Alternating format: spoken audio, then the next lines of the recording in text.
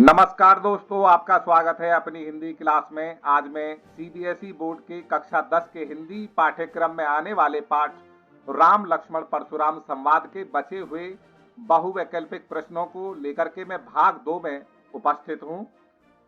और इसमें पहला ही प्रश्न यानी प्रश्न संख्या 21 इस प्रकार है कि राम लक्ष्मण परशुराम संवाद के आधार पर परशुराम लक्ष्मण और राम के स्वभाव की विशेषताएं लिखिए।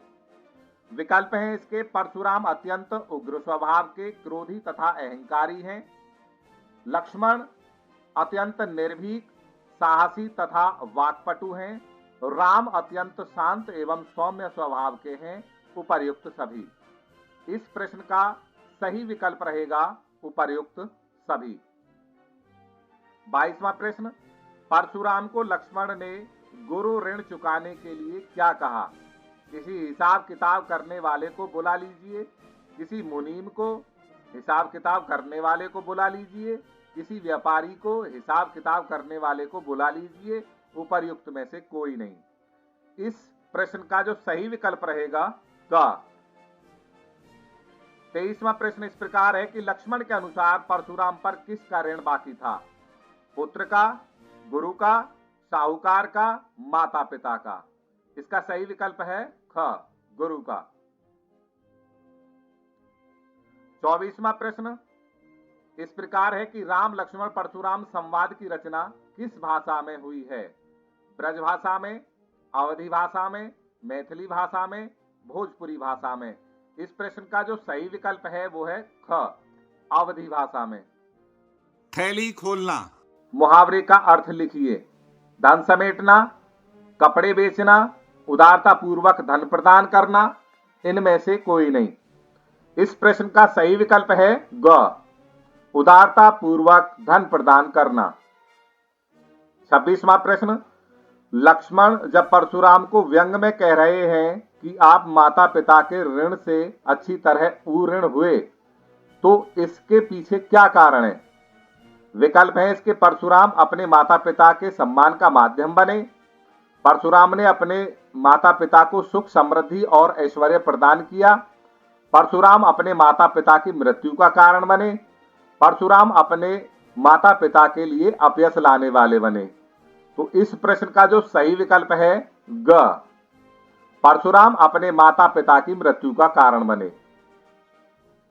प्रश्न 27वां इस प्रकार है कि लक्ष्मण के कड़वे वचनों को सुन परशुराम ने कौन सी प्रतिक्रिया की?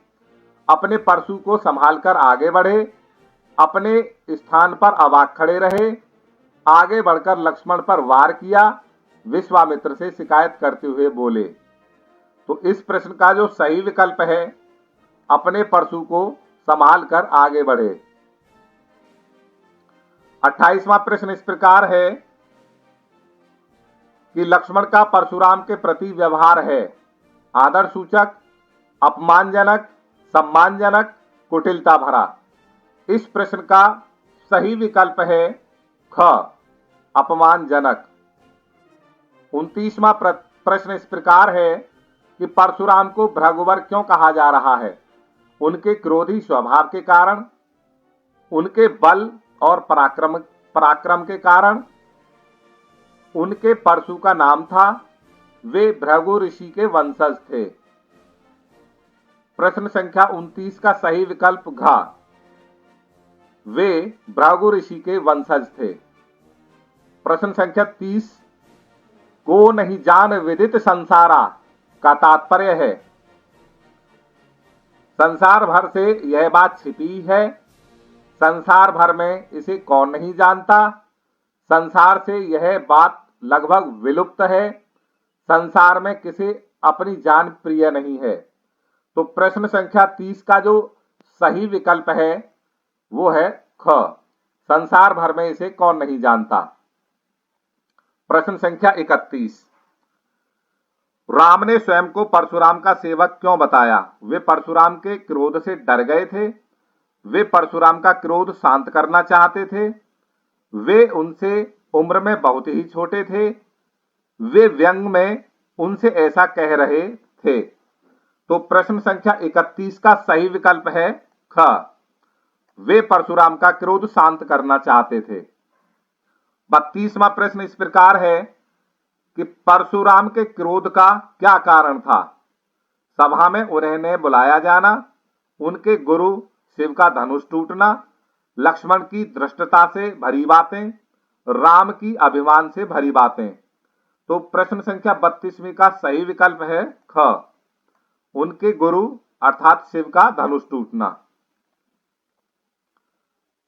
33वां प्रश्न इस प्रकार है कि लक्ष्मण ने शिव धनुष की तुलना अन्य धनुषों से क्यों की?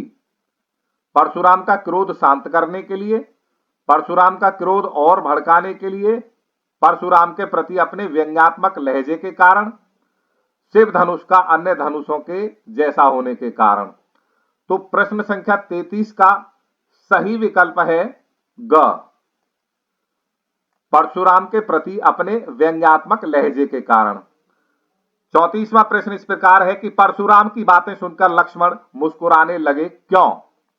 तो इसका जो सही विकल्प है स्वयं पर नियंत्रण न रखने के कारण।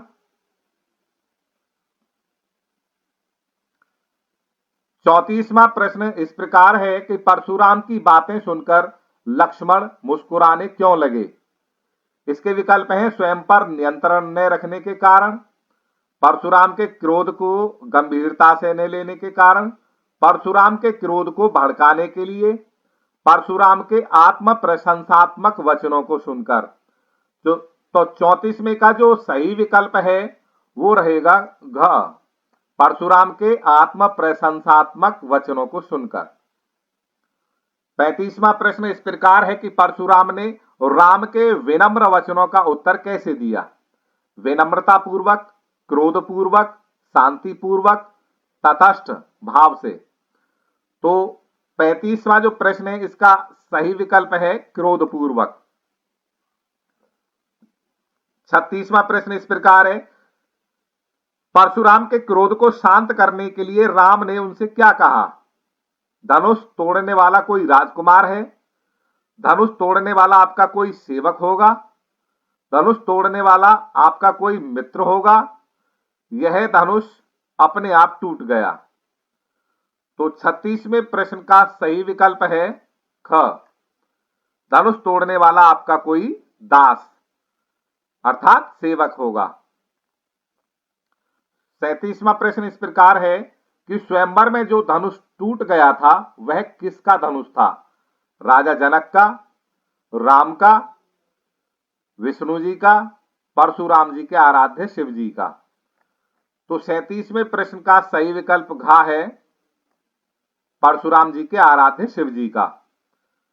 38वां प्रश्न इस प्रकार है कि शिव धनुष टूटने पर परशुराम क्रोधित क्यों हुए? परशुराम जी शिव भक्त थे और उन्हें शिव धनुष प्रिय था। उन्हें सीता स्वयंवर में आमंत्रित नहीं किया गया था। वे क्षत्रिय कुल के द्रोही थे। परशुराम जी क्रोधी स्वभाव के थे। तो 38वें प्रश्न का जो सही विकल्प है वो है क, परशुराम जी शिव भक्त थे और उन्हें शिव धनुष प्रिय था।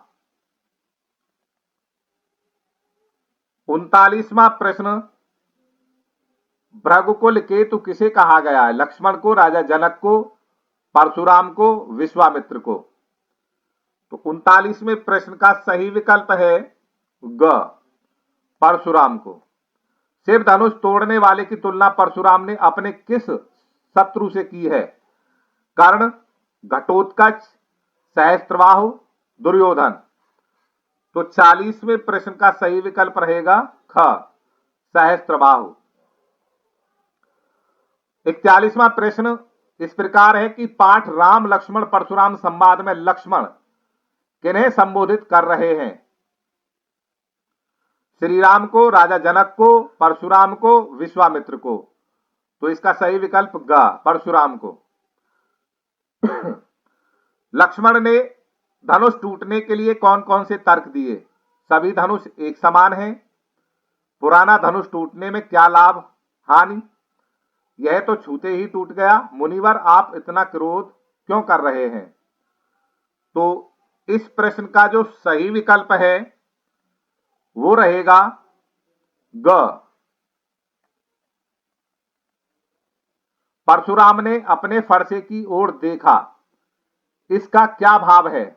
उनका फरसा अति सुंदर है, उनका फरसा उनका सहारा है, वैसा फरसा किसी और के पास नहीं है, वे कमजोर नहीं फरसाधारी वीर हैं।